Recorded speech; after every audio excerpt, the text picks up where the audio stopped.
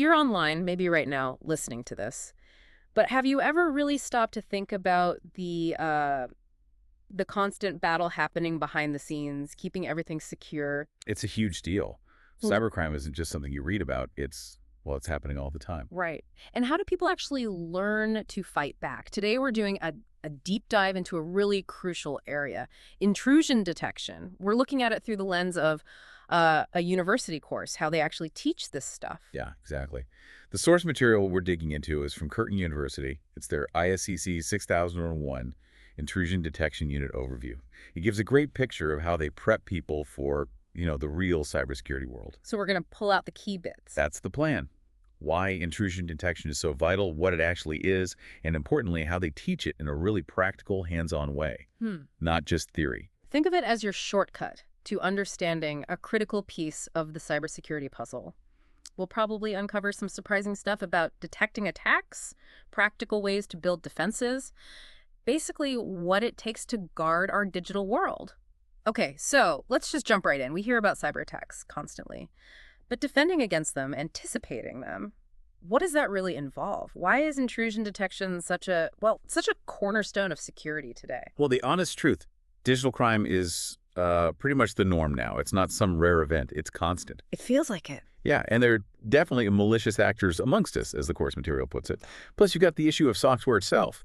Everything we use has vulnerabilities. Some we know about, some we don't. And then there's the unpredictability factor. You just don't know for sure what approach attackers will take. So defense can't be passive. It has to be active, always watching. And if they do get through, the consequences can be massive, right? Recovering isn't just fixing the tech. It's often incredibly costly. Oh, hugely costly. Financially, operationally.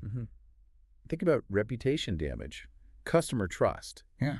It really all comes back to protecting people, clients, customers, and consumers. It makes you think about that quote you mentioned from Darrell White. You can't hold firewalls and intrusion detection systems accountable. You can only hold people accountable. That Yes. really hits home, doesn't it? Right. What does it say about the human side of this? It's so true. It underlines that the tech is crucial. It's our shield. But the real intelligence, the real defense comes from skilled people. Right. You could have the best firewall in the world, but if the person configuring it or monitoring it isn't switched on, isn't thinking critically, well, it's not going to be very effective. So it's about capability and responsibility. Exactly. And the course frames it like that, too. It calls itself an opportunity for you to learn and make tomorrow better. It puts that personal responsibility right there. It's not just learning a skill. It's about contributing to a safer digital future. Okay, so we understand why it's so vital. What about the what? What specific skills would you actually walk away with after digging into intrusion detection like this? What are the key capabilities? The course lays out some really concrete outcomes. First, learning how to analyze and evaluate the different approaches to detecting anomalous behavior. So, spotting when things look weird in systems or user activity. Finding the needle in the haystack, basically. Kind of, yeah. Then there's evaluating existing approaches to data enrichment. That's about making the raw security data you collect actually useful, adding context so you can detect threats better. Okay. And then the really hands-on part, creating simulated attacks in a virtualized environment. This is huge. You model threats, you try out defenses, all safely. So you get to play both sides, attacker and defender. In a controlled way, yes. And finally, learning how to apply critical controls to enhance the overall security posture of organizations. Putting it all together to make places more secure. That's a solid set of skills. Sounds pretty technical, though. The prerequisites mention networking knowledge and familiarity with Linux and Windows systems. So you need some foundation. Definitely. It builds on that. It's for people ready to really dive into the mechanics of how things work and how they break. And how do you actually learn these skills effectively? The course has this philosophy, learning by doing more actions, less talking. That sounds promising. It's not just sitting through lectures, then. No, not at all. The structure itself shows that. It's got 4 hours workshop per week, split like 1 hour seminar, 3 hours workshop, running together. So you're immediately applying what you discuss. Ah, okay. And they explicitly mention the fun things we will do, which includes talking through vulnerabilities and how you might fix them, discussing real attacks, intrusions, and their impact. So real-world scenarios. Absolutely. And focusing on intrusion detection techniques themselves, but also, really importantly, considering the ethical issues.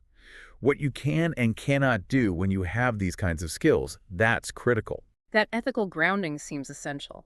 So The big picture goal is clear. Detect and mitigate malicious attacks, and then, that recurring theme, use the knowledge and skills learned to make tomorrow better. It's quite motivating. It is. And to make that happen, you need the right setup.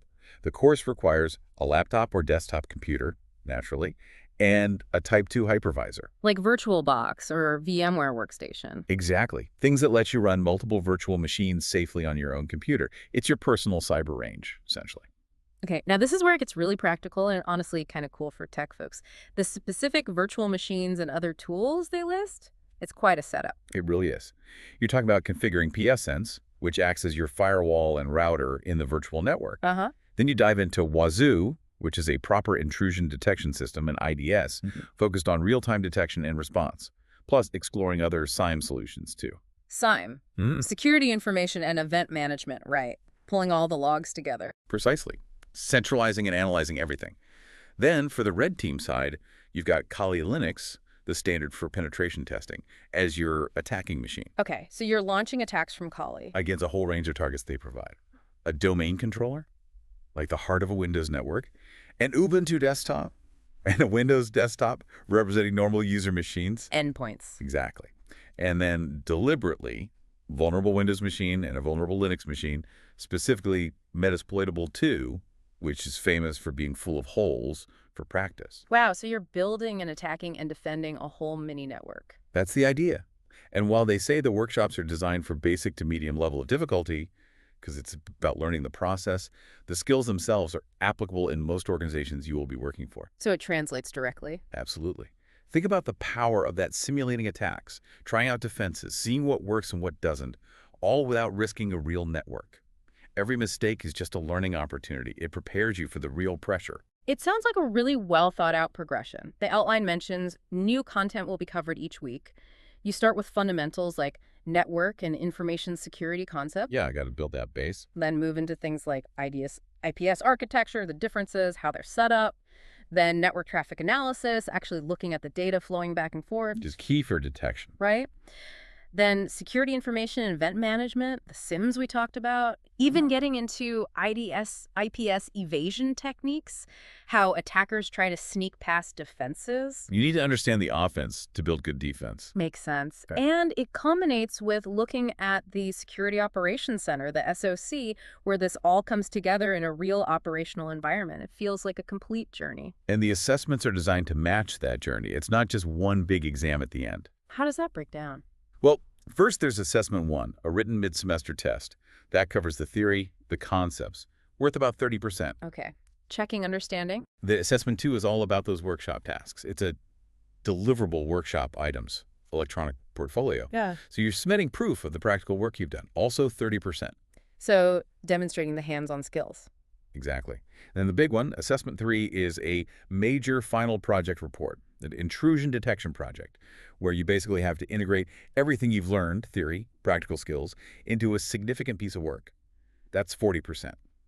So that final project really tests if you can put it all together. Yeah, it's the capstone. It shows you haven't just learned pieces, but you can apply the whole process. So wrapping this up, for anyone thinking about or involved in cybersecurity, this deep dive into how intrusion detection is taught really highlights something important, doesn't it? I think so. It shows it's not just about knowing the software, the tools. It's deeply about critical thinking, about being proactive, not just reactive. It's about understanding the attacker mindset and the defender mindset. And connecting the dots between theory and real practical application. Absolutely.